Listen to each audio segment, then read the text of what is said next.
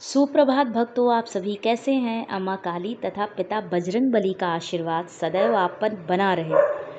आप सभी खुश रहें तथा प्रसन्न रहें। आज का दिन मेरे लिए विशेष है भक्तों, क्योंकि अपने पिता के बारे में एक पुत्री को बताने का मौका मिला। भक्तों, पिता मेरे बचपन से ही नहीं हैं, तो मैंने इन्हीं को अपने पिता के रूप में बचपन से देखा है और मानती हूँ और कहती भी हूँ। क्योंकि जब मेरा विवाह हुआ तो विवाह में आई हुई मेरी विदाई की गाड़ी, जिसे लोगों ने शिव जी के मंदिर में खड़े रहने का आदेश दिया था, और ड्राइवर पहुंच गया पिता बजरंगबली के मंदिर, वो भी सबसे पुराने। तो मेरी विदाई पिता के मंदिर से ही हुई, जैसा मेरा मन था, मेरा भाव था, और कहीं ना कहीं मेरी मन की इच्छा भी थी कि पिता मेरे साथ में हों। और मुझे आज भी याद है, क्योंकि पिता मेरे हैं नहीं, तो मैं बार बार चिल्लाते हुए रोते हुए इन्हें ही देख रही थी, और पिता की मूर्ति सामने ही थी।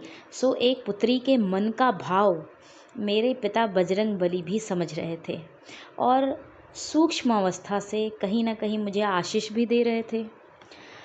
बात तब और महत्वपूर्ण हो गई जब ससुराल और मैके से मिलने वाले सारे उपहार का रंग सिर्फ नारंगी रंग का था।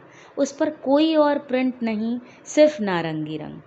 लोग उपहार को खोल रहे थे और साथ में जोर जोर से हंस रहे थे। एक के बाद एक मैं उपहार से तो खुश थी, पर उससे ज़्यादा कहीं अधिक पिता को याद करके खुश थी।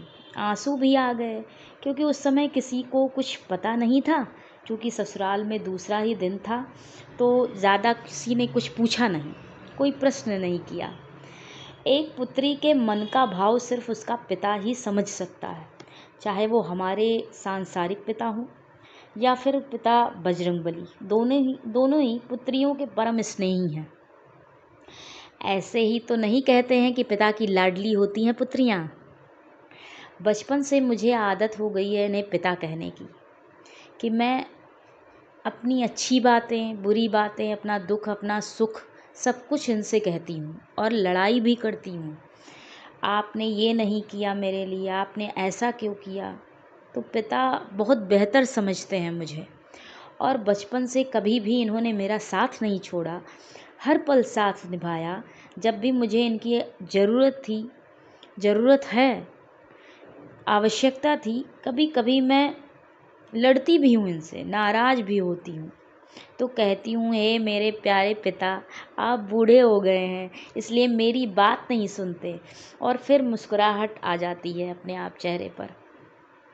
तो ये थी मेरी और मेरे पिता बजरंगबली के बीच की बातों के कुछ अंश। बहुत कुछ और बताने को है मेरे पास, आपको आगे बताऊंगी, लेकिन चलिए अपनी बातों को यहीं विराम देती हूँ। वीडियो पसंद आए तो लाइक करिएगा, चैनल को सब्सक्राइब करिएगा। धन्यवाद भक्तों।